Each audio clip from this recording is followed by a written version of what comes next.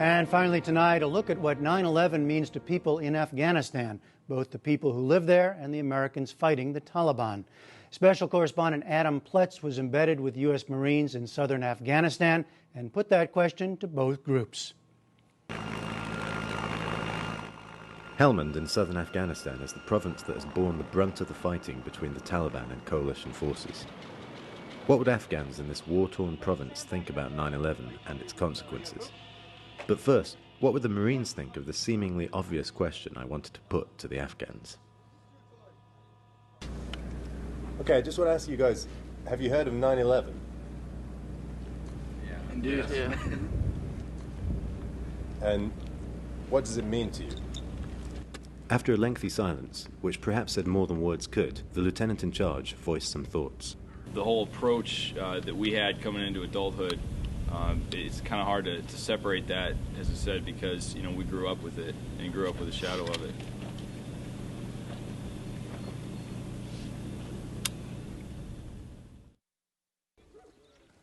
Sar Banadar village is typical of many in Helmand. Poverty and negligible, if any, government services, together with 3 decades of war, have prevented virtually any development. With the high rates of illiteracy and the lack of infrastructure, the villagers essentially live in what's close to a media vacuum. As Helmand goes, however, it's at least relatively peaceful, but there are still very real threats. On the first day the Marines set up next to Sar Banadar, they found some 12 IEDs in and around the village. Just a heads up. Nice. Found another IED. Sexy. What is that? And where is it? It's right over there. You can actually see them down off the side of the cliff.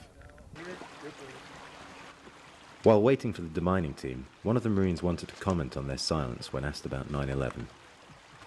So that not so much eerie, but understood silence between each other. Reminds you of all why you're here and exactly what you're doing here. But some of us still have a personal vendetta with the beings that roam here, being the Taliban, and still connect that to 9/11. I do myself. And, here comes the 10-year anniversary, and I still find it very personal. The lieutenant also had a few words on what the Afghans might think of 9/11. I think at this point, in a sense, it is ancient history to them, and rightfully so, because their problems are very much in the here and now. Problems of security, problems of economics, etc., which are perhaps a result of September 11th, but far removed at this point. Osama bin Laden isn't ruining these people's lives. The following day, I get a first opportunity to ask a couple of young Afghan men what they know about 9/11. Yeah. No, they never heard about this. Yeah? Can you show them a few more? And can you ask them, do they know where it is even? Say we're farmers. Like every time we're just working in our field, so we do nothing. We don't know about anything else about the world. We don't know, so that's because we're a farmer. We never heard about anything else about the world. Adam, if you don't mind, I got a couple more questions for Sure. these guys. Just wanted to show them with these pictures. As you know, we're here for your security, but your security is tied to our security. By keeping this area safe, keeping your family safe, we keep our family safe, and that's the reason that we're here. Big time motorcycle coming through.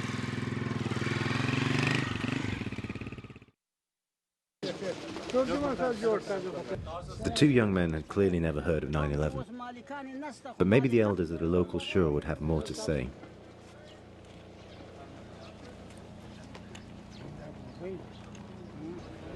Yeah. No, they didn't see it. He's saying I just can see the smoke from the buildings, and that's it. That's the only thing I can say. When you guys show this picture, that guy saying I think that was a Kabul. If I had just gotten here, I would have been surprised, but having been here now for 6 months, I'm not. This is pretty much the Stone Age is where we are. And what did you think about their reactions? Oh, I thought it was fascinating. The guy who said it was Kabul was clearly had never been to Kabul.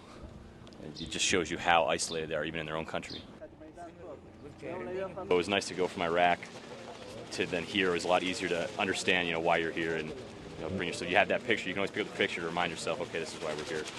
I don't like looking at those pictures. I haven't looked at those pictures. I've intentionally avoided those pictures for 10 years now. So to see them pulled out here and to see the Afghans looking at it in this context while wearing the uniform and carrying the rifle it took me back. They're saying the Americans saying we're gonna help you. They destroy one building and they destroy us how many buildings? And they say we're gonna help you. Where is the help? I do sympathize or understand what some of them were saying is, yeah, your buildings were knocked down, but how many of our buildings have been knocked down? And so when you can't even feed yourself or house yourself, how are you going to care about somebody 6,000 miles away? So I can understand that.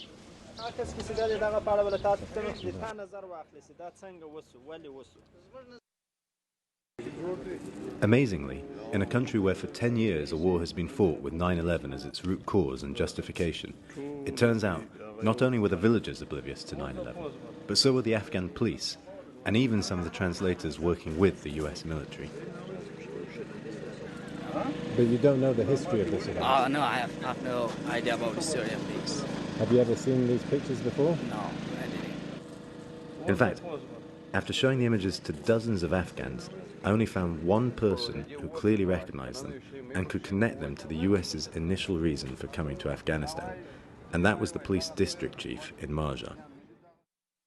So he says that the Taliban, the terrorists, they attacked to the building of New York and they killed most of the people. They destroy this building. So that was the reason American force today came in Afghanistan.